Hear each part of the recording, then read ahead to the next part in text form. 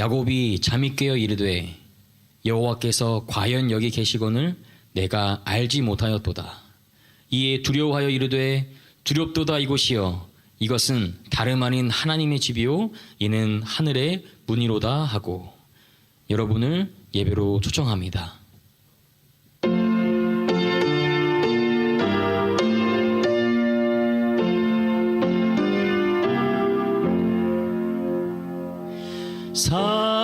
살아계신 주의 영 부어줍소서. 살아계신 주의 영 부어 줍소서.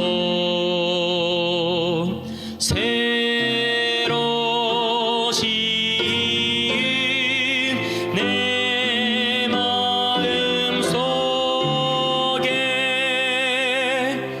살아계신 주의 영 부어 줍소서.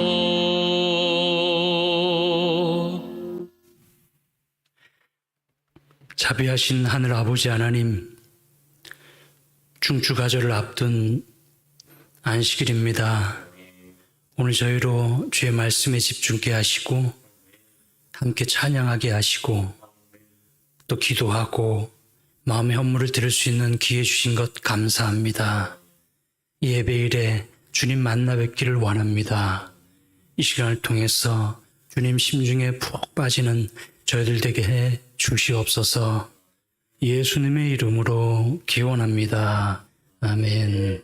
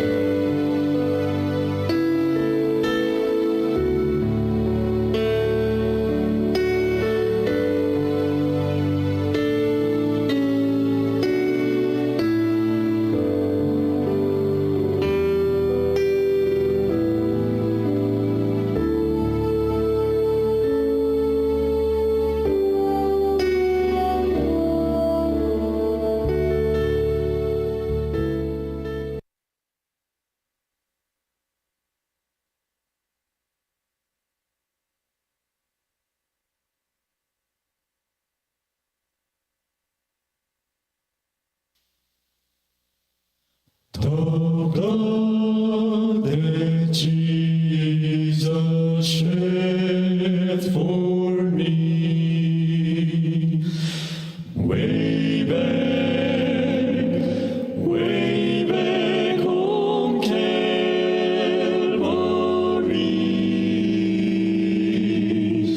the blood that gives me strength from day to day, it will never lose its power, its power. The blood that Jesus shed for me, way back on Calvary, way back on Calvary.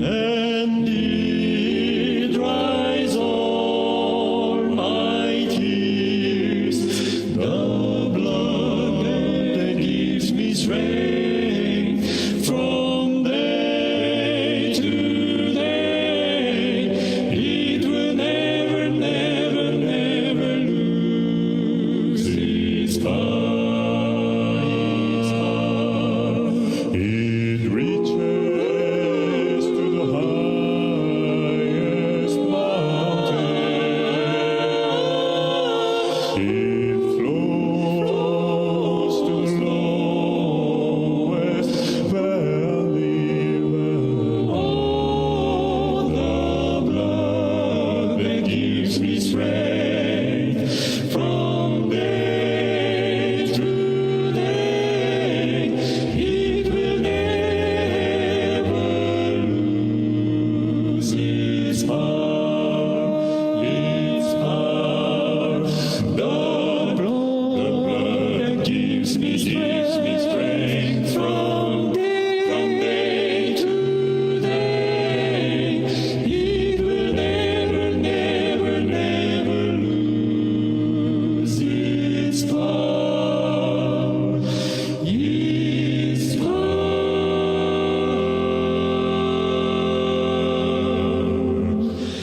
It will never lose. It's never lose its power.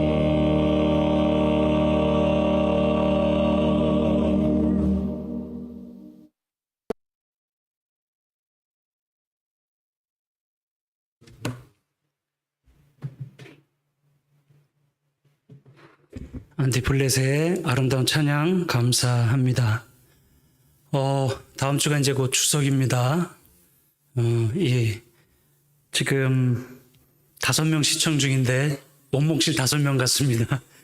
우리 원목실 식구들만이라도 풍성한 그런 한가위가 됐으면 좋겠습니다. 나중에 혹 보게 될 동영상 보는 분들도 각 가정에서 풍성한 그리고 행복한 그런 추석이 되길 간절히 바랍니다. 오늘 말씀의 제목은 배의 오름에 바람이 그치는지라, 배의 오름에 바람이 그치는지라 라는 제목으로 하는 말씀 증거하도록 하겠습니다. 마태복음 14장에 있는 말씀입니다. 지금 바로 2명이 더 늘어났습니다. 실시간, 참 다행입니다.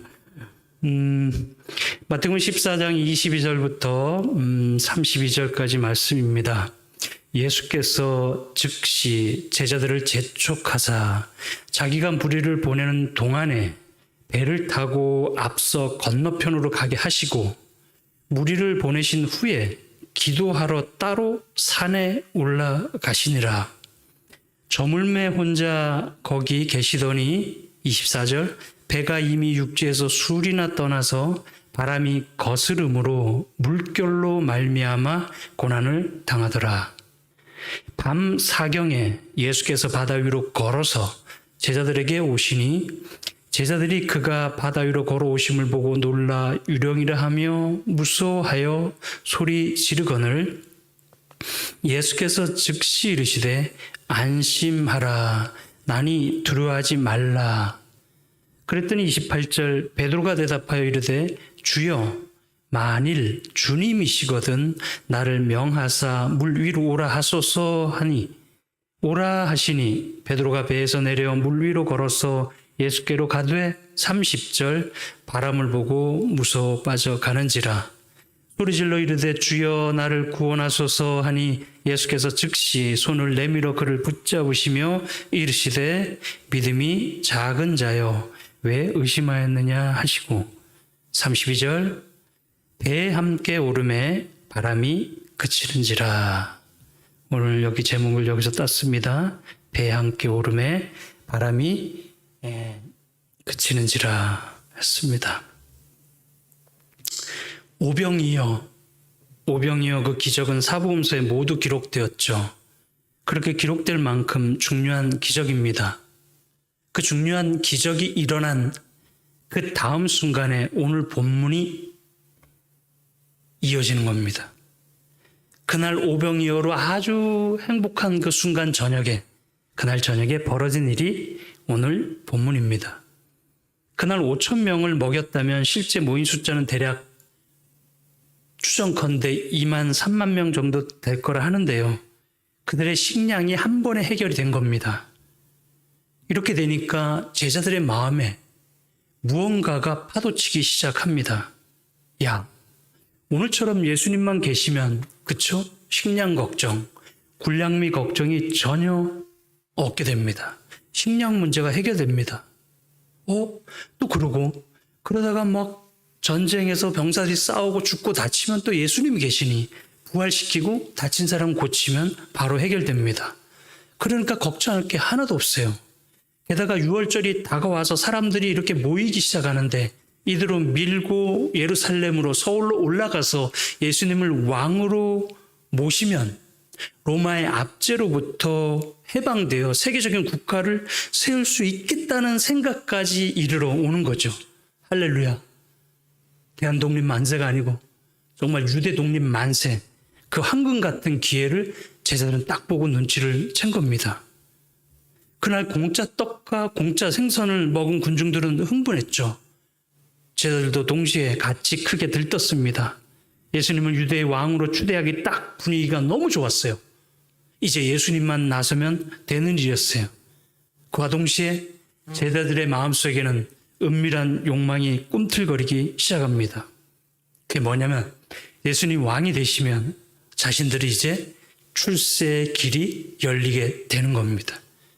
그들 마음에는 욕망의 파고가 깊이 일기 시작했습니다. 이 동일한 기적을 기록한 요한복음은 제자들의 사심을 이렇게 표현하고 있습니다. 요한복음 6장 15절. 그러므로 예수께서 그들이 와서 자기를 억지로 붙들어 임금으로 삼으려는 줄 아시고. 근데 예수님의 생각은 달랐죠. 이러면 안 됐죠. 예수님은 보좌에 오르기는커녕 이렇게 되면 십자가에 달리기 위해 오신 분인데 예수님 오셔서 하나님의 품성이 어떠함을 이 땅에 보여주시러 오신 거고 지구뿐만 아니라 온 우주 앞에 하나님의 사랑을 드러내시려고 오신 분이셨죠. 그런데 이런 생각을 그대로 그냥 흘러가게 놔두면 아주 폭동이 들불처럼 번질 것이 분명했습니다. 그전에도 제사장들과 그 관원들이 예수님 목숨을 노리는 마당에 예수님의 명만 일찍 재촉할 뿐이었습니다.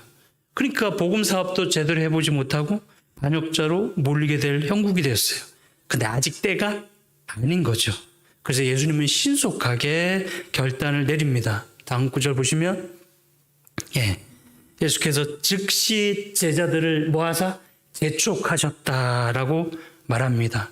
즉시 재촉하사 이런 말은 유세오스 그리고 또 아난카조 이런 헬라어 단어가 있는데 이건 억지로 강제로 강요해서 막 이렇게 등 떠밀다 가게 하다라는 그런 뜻이 있는 겁니다. 이런 예수님의 급작스럽고 강요하는 모습을 제자들은 난생 처음 봤습니다. 예수님은 절박하게 좌우분간을 못하는 사람들을 다 돌려보내고 이제 야심 가득한 제자들을 호수로 건너가게 하신 겁니다. 이 제자들은 예수님 때문에 억지로 등 떠밀려서 호수 건너편으로 가게 됐죠. 정말 난생 처음 호통치시는 그 예수님, 등 떠미시는 예수님을 처음 경험했어요. 제자들은 엉겹결에 도망치듯 떠난 자신들이 배 타면서도 한심스러웠다고 엘렌 화이트는 말하고 있습니다. 그래서 배에서 실망감을 감추지 못하고 온갖 불평을 다 터뜨렸더라고 시대소망엔 이야기를 합니다. 아니, 왜 예수님을 왕으로 이렇게 선포하는 걸 이렇게 싫어하실까? 그렇게 능력 많은 분이 왜 종교 지도자들의 비난을 받고 사는 거냐고. 이들이 예루살렘으로 올라가면 왕으로 등극하면 되는데 왜 안 하시는 걸까? 그들은 참지 못하고 투덜거립니다. 그리고 이야기 끝에 이런 말도 나오죠. 우리가 지도자를 잘못 선택한 거 아닐까? 그러면서 자신들의 욕망과 맞지 않는 예수를 선택한 것을 후회하기 시작해요. 제자들의 마음은 점점 어둠의 그림자가 들이기 시작합니다. 왜 예수님은 친척 요한 형이 목 잘라 죽었을 때도 왜 가만히 있는 거지? 실제 장례도 가지 않고. 제자들의 마음에 이런 생각까지 들 수 있었겠죠. 예수님이 이분 정말 사기꾼 아닐까? 그런 생각까지 밀려옵니다. 이미 그들은 방금 전에 10,000명 넘게 배불리 먹은 오병이어의 기적을 새까맣게 잊고 있었어요. 제자들의 마음에는 불신의 바람이 밀려오기 시작했습니다. 그날 밤 갈릴리의 풍랑이 일기도 전에 이미 제자들의 심령에 거센 풍랑이 먼저 일기 시작했습니다. 그때 주님께서 하시는 일이 바로 그거죠. 즉시 재촉하자 등 떠밀어서 베어 태우고 호수로 건너가게 하신 겁니다. 하나님께서 종종 사람들 등을 떠미실 때가 있어요. 주님의 뜻과 제자들의 뜻이 다를 때, 또 내 욕망과 주님의 뜻이 어긋날 때, 내 생각과 하나님의 생각이 맞지 않을 때, 하나님은 종종 나를 바다로 재촉하시곤 하시죠. 저나 여러분도 내 욕심 때문에 풍랑에 빠진 때가 있지 않나요? 그 사서 고생하던 때 있죠. 내 욕망을 이기지 못해서 그 욕망이 초래한 고생길로 내가 걸어 들어간 적 없어요? 내가 갈팡질팡해서 내가 빠진 건데 주님이 등을 확 민 것 같은 그런 느낌을 받은 적이 있지 않습니까? 나중에서야 우린 뒤늦게 후회를 하고 깨우치면서 그때 내가 왜 그랬지 하면서 마음을 그렇게 돌이킨 적이 있지 않습니까? 내 생각과 주님의 생각이 다를 때, 안전하지 못한 내 생각이 주님의 생각에 굴복이 안 될 때, 우린 종종 풍랑을 만날 수 있어요. 이렇게 제자들을 재촉해서 바다로 떠미신 이후에 주님은 어디로 가셨는가? 그 다음 구절에 나오죠. 즉시 제자들 재촉하사 무리를 보내신 다음에 23절에 무리를 보내신 후에 기도하러 따로 산에 올라가셨다라고 말씀하고 있습니다. 주님은 기도하러 따로 산에 올라갔어요. 이날 여자 그리고 어린이 뺀 숫자만 5천 명이니까 그렇죠? 10,000명, 20,000명, 30,000명 그 정도 될 수도 있겠죠. 수만 명이 배불러 먹은 그 기적적인 날 사람들은 예수님을 환호했고 예수님께 박수쳤고 찬양했고 왕으로 모셔야 한다고 들끓었죠. 그러나 예수님은 그 찬양을 거절했어요. 그리고 예수님 어디로 가셨다고요? 기도하러 따로 산으로 올라가실 뿐이었습니다. 예수님 첫 기적 베풀 때 가나의 혼인잔치에서 기적을 베푸시거든요. 그때도 그러셨어요. 그 기적 이후로 예수님이 뜨기 시작했고 사람들이 몰려들기 시작했어요. 그렇죠. 우리 같으면 매출이 늘고 뭔가 성장하고 사람들이 열광하고 세간이 이목이 그렇죠. 밖에 이목이 나한테 집중되면 우리는 무의식적으로 막 기뻐하거든요. 근데 주님은 그렇게 하지 않아요. 다음 구절 볼래요? 요한복음 2장 23, 24절에 6월절에 예수께서 예루살렘에 계시니 많은 사람이 그 행하시는 표적을 보고 그 이름을 믿었으나 예수는 그 몸을 저에게 의탁하지 아니하셨으니 예수님은 친히 사람이 어떠함을 아셨대요. 포도주 기적을 베푸신 예수님은 그 몸을 사람들에게 의탁하지 않았다고 말씀합니다. 예수님은 북적이면서 환영하는 사람들에게 기쁨을 찾지 않은 거죠. 마음의 감동을 그렇죠. 흔들리는 것을 허락하지 않았습니다. 사람에게 예수님의 아무 기대도 하지 않으시고 사람에게 아무 실망도 받지 않으시는 거예요. 요한복음 5장에 보면요. 38년대 안전뱅이를 베데스다 연못 그 현장에서 고쳐줍니다. 얼마나 놀라운 기적이에요. 그 기적 이후에 예수님 반대하는 사람들마저도 하나님을 찬양하기 시작합니다. 우리 같았으면 종교 지도자들이 막 오해하고 막 그래서 서러운데 그 사람들이 좋아하면 그 얼마나 정말 기꺼이 그것을 환호를 즐겼을까요? 근데 주님이 뭐라 하신 줄 아십니까? 요한복음 5장 41절에 이렇게 말씀합니다. 나는 사람에게서 뭐를요? 영광을 취하지 않는다고. 물론 예수님은 아까 말씀처럼 인간의 체질을 아시고 연약성을 다 아시는 분이시기도 하지만 예수님이 인간에게 이런 어떤 기대를 하지 않으셨어요. 사람에게 아무것도 취하지 않았어요. 그래서 예수님은 한 번도 실망하지 않은 겁니다. 심지어 어떤 날이 있었냐면 예수님 생애 중 가장 극적인 순간이 있었어요. 그게 언제냐면 친구 나사로 부활시킨 그 장면이었죠. 나사로를 부활시키면서 공개적으로 나는 부활이요 생명이라고 말씀하신 날이 있었죠. 바로 그 이후에 나귀를 타고 예루살렘 성에 입성하죠. 그 입성하는 그날에 심지어 외국인까지 예수님께로 찾아왔어요. 예수님 미워하던 많은 유대인들, 바리새인, 게다가 외국인, 특별히 헬라인들까지 예수님을 찾아올 정도였습니다. 그날의 환영과 인기였다면 정말 우리는 이성을 잃었을지도 몰라요. 그 좋은 승리의 날, 인정받는 날에 예수님 뭐라 그런지 알아요? 보시죠. 내가 진실로 진실로, 헬라어 원어로 하면 아멘 아멘. 이 한 알의 밀알이 땅에 떨어져 죽지 아니하면 한 알 그대로 있고 죽으면 많은 열매를 맺는다고. 약간은 생뚱맞은 말씀하시죠. 예수는 기뻐하지도 않으시고 받아들이시지도 않으시고 나는 죽는다라는 암시만 하시는 거죠. 심지어 죽기까지 예수님을 따르겠다고 자신만만했던 베드로에게까지 예수님은 자신을 의탁하지 않았습니다. 마지막 순간에 제자들이 다 도망간 후에도 주님은 그 일로 인하여 마음 상처를 받지 않으셔요. 주님은 사람 때문에 실족 안 하십니다. 왜 주님께서 그렇게 자주 홀로 산으로 가셔서 기도하시는 이유를 우리는 이해할 수 있는 거예요. 어떻게 사람의 인기와 환영, 그걸 초월할 수 있으셨는지, 그리고 왜 사람에게 실망하지 않고 사람을 원망하지 않는 비결을 가지셨는지, 왜 주님이 수시로 인적이 없는 고요한 산으로 올라가셨는지, 대중과 격리된 외로운 기도의 골방인 산을 자주 찾으셨는지 우리는 이해할 수가 있는 거죠.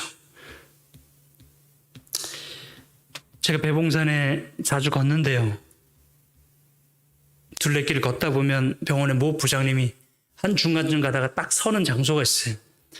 서서 눈 뜬 채로 난간을 잡고 그분은 기도하는 그 장로님의 기도 포인트가 거기 있어요. 그 장로님 빼먹지 않고 매번 그 면목동과 망우산 그쪽 산 쪽을 바라보면서 기도를 합니다. 저는 그 자리를 지날 때마다 기도하는 장로님을 상상하면서 그 포인트를 지날 때마다 감동을 받아요. 감동을 받아요. 저와 여러분의 기도 포인트는 어디죠? 어디입니까?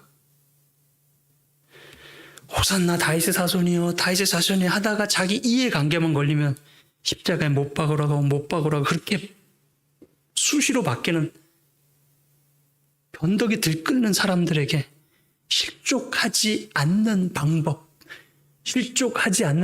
그거죠. 나만의 골방으로 들어가는 거예요. 나만의 골방으로 들어가는 거예요.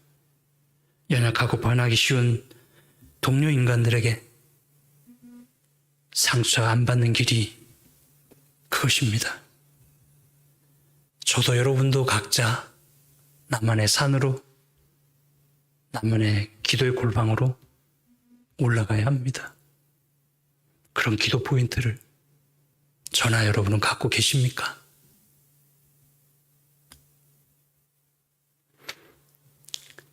그날 산에 올라가신 주님은 몇 시까지 기도하시는지 아세요? 25절 보시죠. 밤 사경에 예수께서 바다 위로 걸어서 제자들에게 오셨어요. 밤 사경에. 밤 사경은 지금으로 환산하면 한 4시, 새벽 6시쯤 돼요. 가장 피곤하죠. 잠에 사경을 헤매는 시간이 밤 사경이죠. 그런데 그때도 예수님은 그들을 지켜보며 기도하셨다 그러죠. 생각 짧고 의심 많고 야망에 눈이 먼 제자들. 그때 주님에게는 그 제자들이 귀한 제자들이었어요.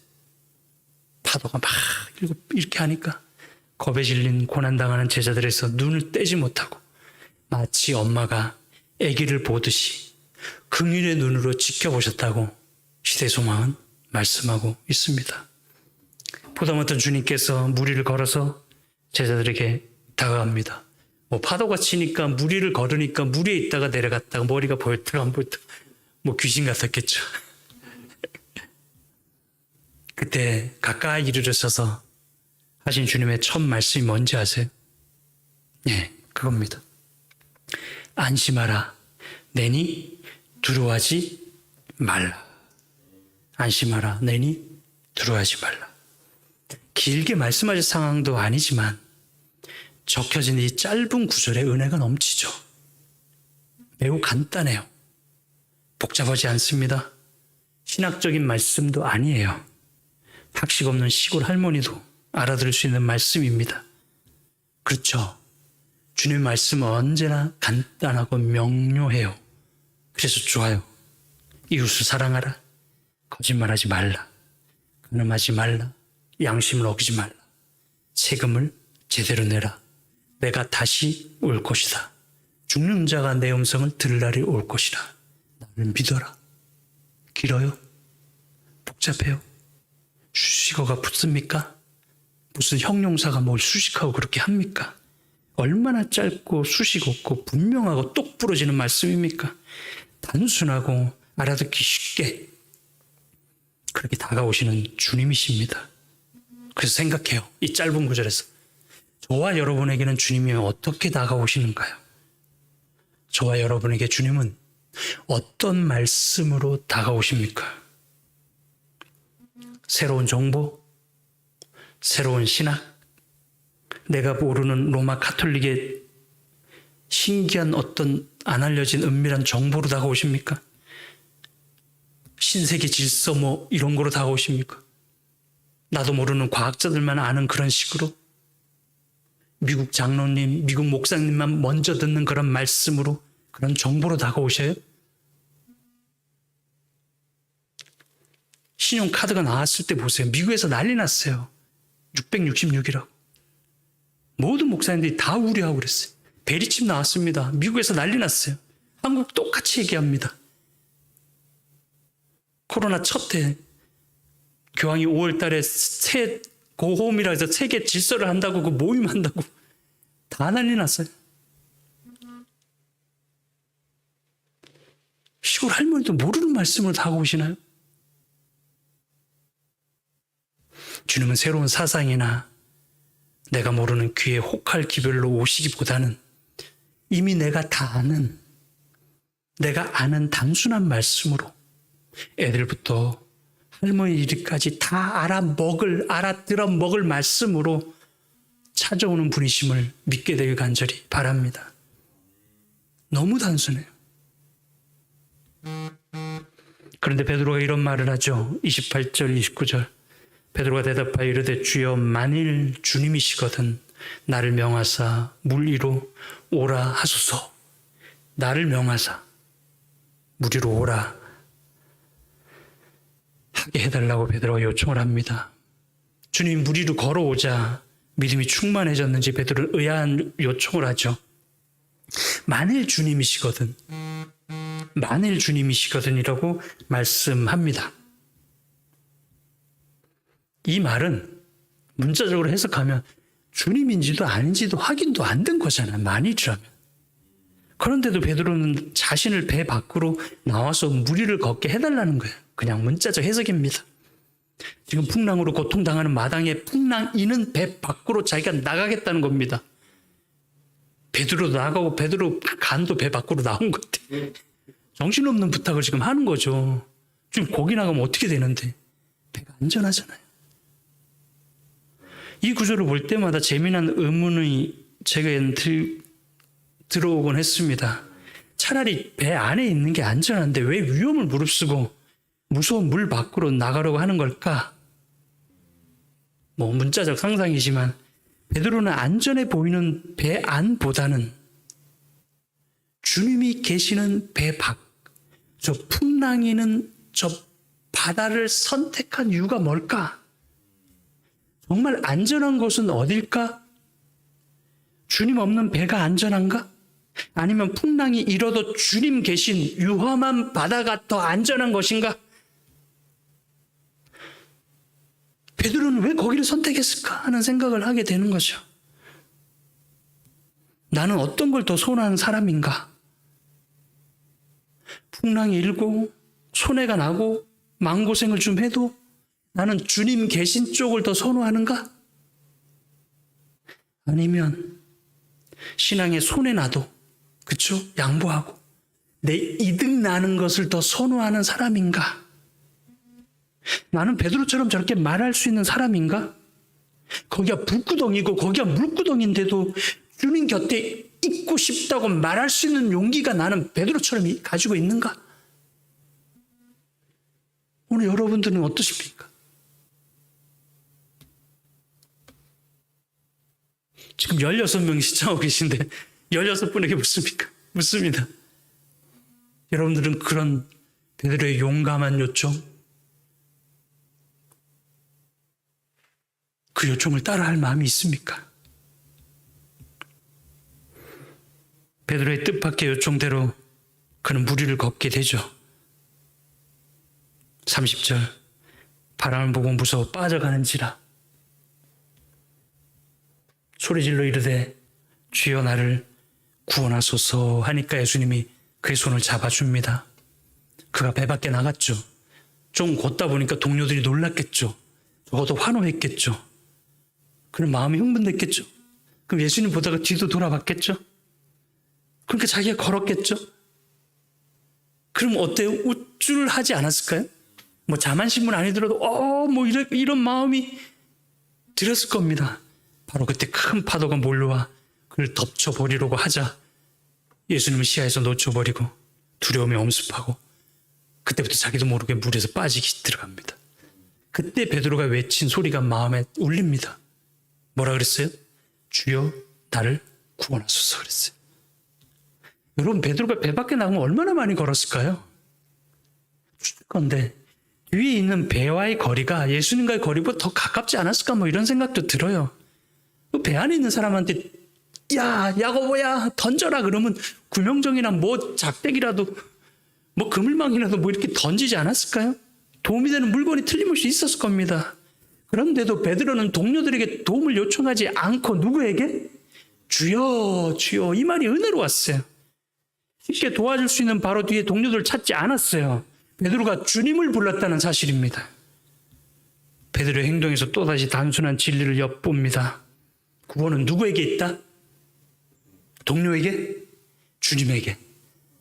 주님에게 있다는 거죠.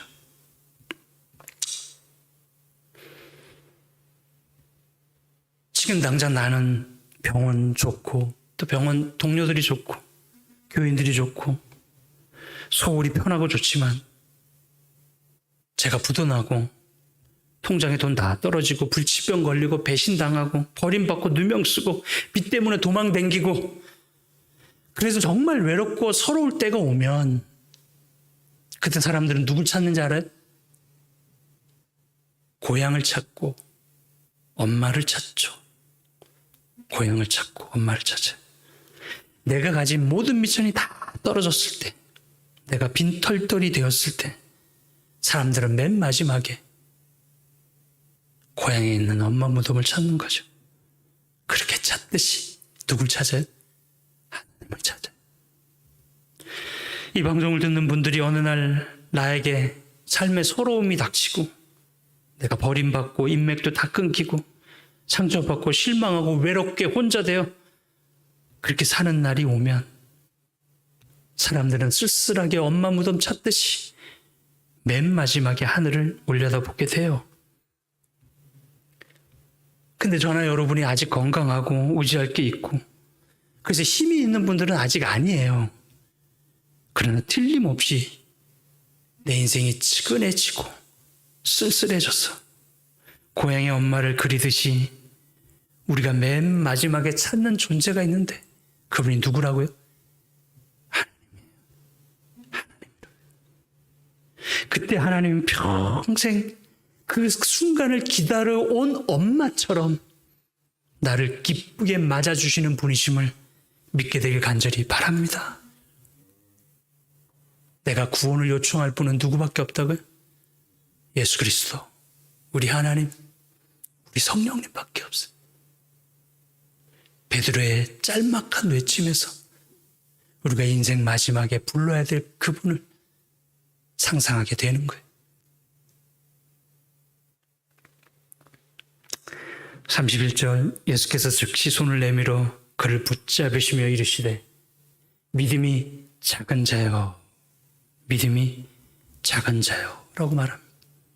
이 말씀도 은혜 넘치죠. 주님이 제자들 제쪽에서 막 호수 이렇게 가도록 그렇게 할 때 수석 제자였던 베드로가 가장 많은 불평을 하지 않았을까 싶어요.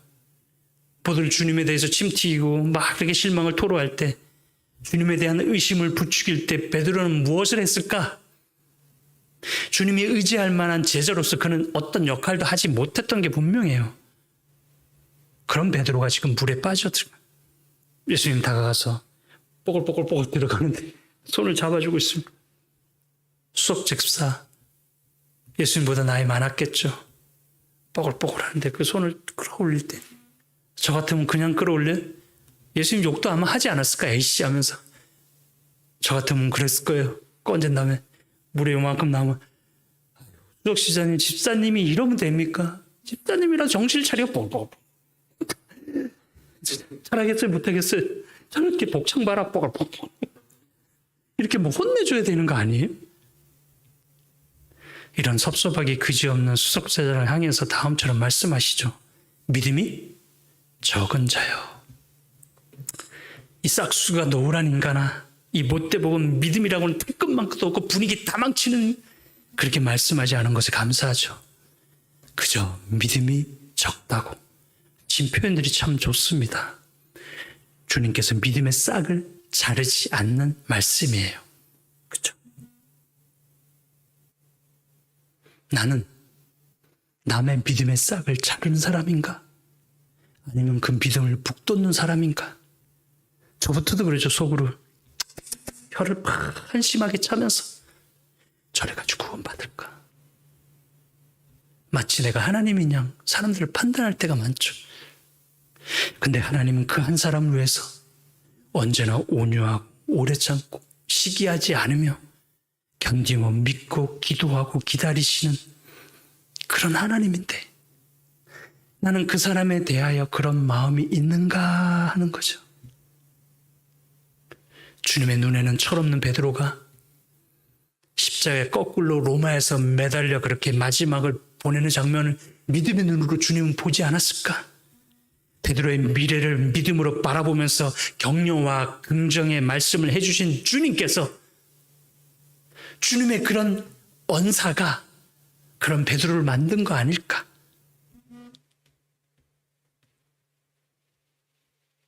그런 격려가, 그런 위로가, 그런 위무가 베드로를 만든 게 아닐까 생각합니다. 좋은 날이 와서 우리가 마스크도 벗고 예배를 잔뜩 100명 넘게 드리는데 적군이 쳐들어와서 총을 들이밀고 여기서 10명만 죽이면 너네 다 살려준다 그러면 어떻게 될까요? 제가 믿기로는 우리 교인들은 자원해서 서로 나가려고, 특별히 목회자들, 특별히 장로님들이 먼저 딱 일어나 나갈 것 같은 그런 생각이 듭니다. 한국 사람들은 은사 조사할 때 대체로 무슨 은사가 많아요? 한국 사람들 신기하게 순교의 은사가 그렇게 많답니다. 지금 우리가 라오디게아 교회에 살죠. 그 예언을 잘 이루고 살아요. 뜨뜻미지근하게 사는데 서로 보기에는 피차 신앙이 약해 보이고 우리 눈에는 믿음이 없어 보이는 것 같아도 우리 마음속에는 순교의 피가 흐르고 희생과 사랑의 맥박이 도도히 뛰고 있는 분들이 여러분들임을 저는 믿습니다.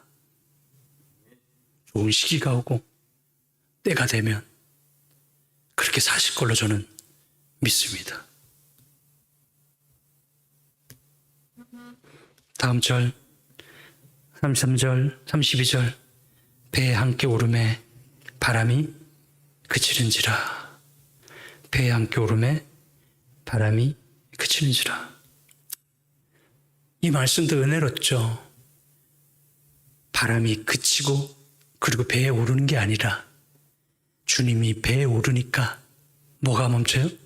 바람이 그제서 그칩니다. 은혜롭죠. 어릴 적 저희 동네는 산 꼭대기에 살았어요. 시내는 그래도 사는 분들이 살고 가난한 저희 어부들은 산에 이렇게 산비탈에 거의 정상 아래쪽에 사는데 추석 때 이맘때쯤 되면 그 초등학교 저희들이 코 질질 울리면서 아침 일찍 일어나면 밤에 바람이 불면 집 뒤에 바로 산이 있기 때문에 집들마다 애들이 일찍 일어나서 먼저 올라간 애들이 그 밤을 춥거든요. 밤알이 이만해요. 그게 막 지붕 막 떨어지고 스레트에 떨어지고 그 지풀 지붕에 떨어져서 마당에 툭툭 떨어집니다. 그러면 아버지는 깨워 야 밤 주워라 가라 그러면 윗집 옆집 애들이 다 바로 뒤에 3-4m만 올라가면 산에 밤이 가득한데 그 주스러 갔어요. 그 어릴 때 식전에 일어나서 그 집 뒤로 올라가서 바로 산으로 가면 그 집이 다 산을 배경으로 해서 집이 이렇게 시내로 이렇게 바닷가 쪽으로 있는데 그 집 뒤마다요 뒤란이라고 있어요. 거기에 조약돌 같은 걸 이렇게 엄마들이 만들어 놓고 사기 종바리를 이렇게 올려놓고 깨끗한 물 정한수죠. 그걸 떠놓고 엄마들이 그 새벽에 비는 거예요. 학력 제로. 다 피난민들이니까. 종교 지식 제로. 찢어지게 가난하게 살림을 꾸려나간 그 엄마들이 저희 집뿐만 옆집 다 용왕님인지 천지신명인지 삼신할머니인지 누군지 몰라요. 근데 지극정성으로 빌어요. 정갈한 마음으로 정한수를 떠놓고 기도를 합니다. 코올리게 그 어린 시절에 그렇게 기도하면서 하루를 시작하는 엄마들을 저는 무심코 보면서 자랐어요. 참 경건한 엄마들이었어요. 그렇게 하루를 시작한 엄마들은 하루를 어떻게 살았을까? 삶이 고통스러울 때 새벽마다 올리는 저 기도가 어떤 버틸 만한 힘이 된 걸까? 그 덕에 제가 오늘 여기 있고 그런 간절한 기도들 덕에 지금의 대한민국이 있는 건가? 이런 생각도 하게 됩니다. 모든 엄마들이 좀 그랬으면 좋겠어요. 핸드폰 만지다 잠들지 말고 모든 엄마들이 조금 일찍 일어나 딴 거 하지 말고 우리 부모님 세대들처럼 고요한 개인의 시간을 가졌으면 좋겠어요. 정말 때거리가 없었어요. 보리밥 가지고 4-5시 먹는데 정말 힘들었거든요. 그런 엄마들이 아침마다 기도하는 거예요. 가난을 면하게 해달라고. 우리 자식만큼은 뭐하지 않게 배불지 않게도 계속 기도하는 거죠. 그렇게 하늘의 어떤 기운을 받고 하늘의 어떤 힘을 내가 공유하고 동행하면서 그 엄마들이 하루하루를 살아온 거죠. 병원에는 2부류의 직원들이 있습니다. 매우 소수지만 남들보다 조금 일찍 출근해서 기도실로 들어가면서 하루 일과를 시작하는 직원들이 있고요. 헐레벌떡 택시에 내려서 바로 현장으로 들어가서 하루 일과를 시작하는 직원들이 있어요. 이 두 사람의 차이는 어떨까요? 하루 삶이 어떻게 다를까요? 내 마음의 배에 하나님이 승선하시고 그분과 함께 하루를 시작하는 사람들, 하나님을 내게 끌어당겨서 그분과 함께 동행하면서 하루를 시작하는 엄마들 같은 그분들의 하루는 어떨까요? 배에 함께 오름에 바람이 그치는지라.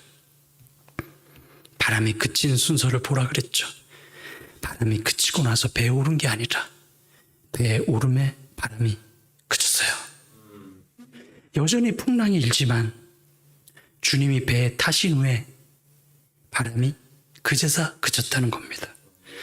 여전히 문제가 해결되지 않았지만, 여전히 풍랑이 일지라도, 여전히 상처가 있고 난제들이 가득하다 할지라도, 환경은 변한 게 없을지라도, 그리고 내 마음마저 허락하지 않는다 해도 내 마음의 배에 주님을 모신 다음에, 그리고 나서 평안이 찾아오고 신기하게 경랑이 잠잠해집니다. 예수님이 내 마음에 모셔지면 바람이 그쳐지고 평화로워지고 샬롬이 찾아와요. 샬롬. 아까 두 불의 직원, 전자의 직원은 하루를 어떻게 보냈을까요? 후자의 직원 또 하루를 어떻게 감당했을까요?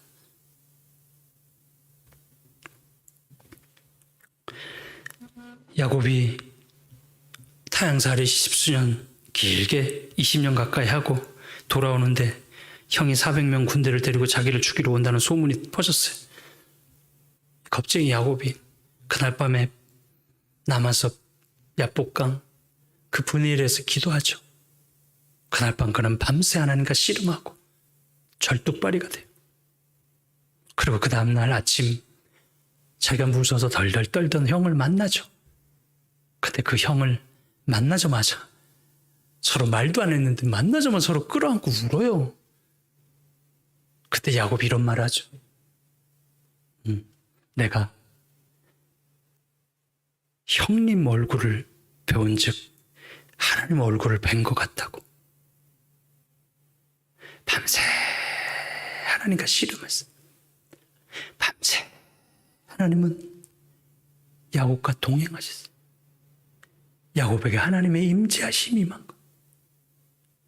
야곱을 하나님의 마음으로 다 젖게 만들어 주셨어요.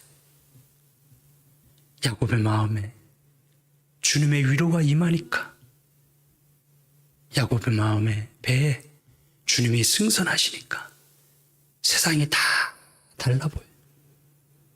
여전히 형은 오고 있는데 밖의 상황은 그대로인데 하나님께서 내게 오르시니 바람이 잦아드는 거예요.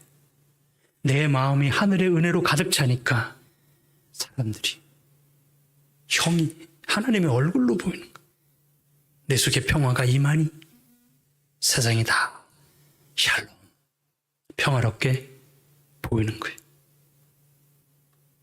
그래서 문제가 많을지라도, 내키지 않을지라도 누굴 모셔야 돼요? 그 상태 그대로 하나님. 힘듭니다. 기도도 싫어요. 이런 거 아주 꺼리끼지만 제가 하고 싶지 않지만 하나님 도와주세요라고 하셔야 돼요. 그때 하나님이 오셔야 여전한 문제 속에서 내가 샬롬을, 평강을, 안식을, 그래서 면역력도 올라가고 건강해지는 평안함을 얻게 되는 거예요. 그러므로 여러분 내 속을 뭐로 채우라? 하나님의 임재로 가득 채우게 되길 간절히 바랍니다. 한 구절 더 예를 들자면 창세기 28장에 보면 요셉은 이야기가 나오는데 특이하게 반복되는 구절이 나와요. 버림받고 팔리고 누명쓰고 잊혀지고 파란만장한 13년의 요셉의 그 풍랑이는 삶 속에서 성경은 3번이나 이런 말씀합니다. 보시죠. 예, 빨간 글씨로 적었습니다. 여호와께서 요셉과 함께 하심으로 형통, 요셉과 함께 하심으로 형통, 요셉과 함께 하심으로 형통. 여호와께서 함께 하심에 형통하셨다란 말이다.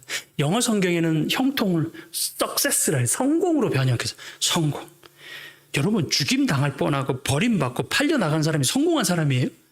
그렇죠? 맨날 당하고 누명 쓰고 막 이렇게 억울한 사람이, 잊혀지는 사람이 형통한 사람이냐고. 그래서 진짜 성공은, 진짜 형통은 요셉처럼 삶이 엉망진창으로 꼬였을지라도 그런 가운데서라도 하나님과 같은 배를 타는 사람, 여호와께서 요셉과 함께하는, 하나님과 동행하는, 함께하는 사람, 그 사람이 성공한 사람이고 그 사람이 형통한 사람이라는 사실을 기억하게 될 간절히 바랍니다. 엉망진창해도 좋으니까 그 하나님이 지금 당장 내 속에 임재하면 그 불안한 벌벌 떠는 야복강이 브니엘 하나님의 얼굴 보는 장소로 변하듯, 그죠? 13년 갇힌 그 감옥이 여호와께서 함께하는, 동행하는 그 은혜가 임하니까 형통한 사람, 성공한 사람이 되는 거예요. 더 길게 말씀드리지 않겠습니다. 이 추석 주간에 저와 여러분의 마음의 배에 예수님께서 함께 승선하셔서 오르셔서 육신과 마음의 샬롬의 복이, 평강의 복이 충만히 임하기를 간절히 바라면서 오늘 말씀을 드립니다.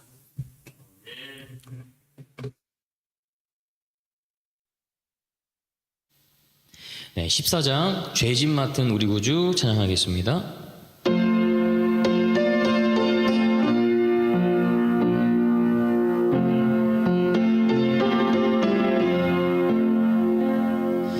죄짐 맡은 우리 구주 어찌 좋은 친구인지 걱정 근심 모든 것을 고한 사람 복받네 주께 굳지 않는 거로 복을 얻지 못하네 사람들이 주님 앞에 어찌 아니고 하나 시험 걱정 모든 괴로움 없는 사람 누군가 부질없이 낙심 말고 기도 드려고 하세 이런 진실하신 친구 찾아볼 수 있을까 우리 약함하는 주께 어찌 아니고 하나 근심되는 중한 짐을 아니 진짜 누군가 피난처는 우리 구주 기도 드려고 하세 세상 친구 멸시하고 너를 조롱하여도 예수 품에 편히 안겨 위로하심 받겠네. 사랑의 아버지 하나님, 오늘 각 초소에서 머리 숙인 주의 백성들 위해 건강의 복, 평안의 복을 내려 주시옵소서. 추석 주간입니다. 혹 저희 중에 외롭고 허전한 분들이 없도록 하나님의 임재로 함께 주시옵소서. 또한 삶의 풍랑 가운데 심신이 힘든 분들, 그 가정이 있다면 무리로 걸어오신 주님께서 성도들의 마음과 가정에 승선해 주시옵소서. 그리하여 바람이 그치게 하여 주시옵소서. 여전히 주님 의지하며 투병 중인 분들이 있습니다. 치유의 복을 내려주셔서 오늘도 호전되도록 도와 주시옵시고, 아파 지쳐기는 신음소리들을 다 기도소리로 들어 주시옵시고, 상처들마다 친히 매만져 주시옵소서. 추석 주간 각 가정과 병원을 주님 돌봐 주시옵시고, 오늘 이 시간 헌금하는 가정들마다 재정의 복을 크게 내려 주시옵소서. 언제나 우리에게 다가오셔서 손을 내미시고 건져주시는 고마우신 우리 주님, 예수님의 이름으로 감사하며 간절히 기도합니다. 아멘.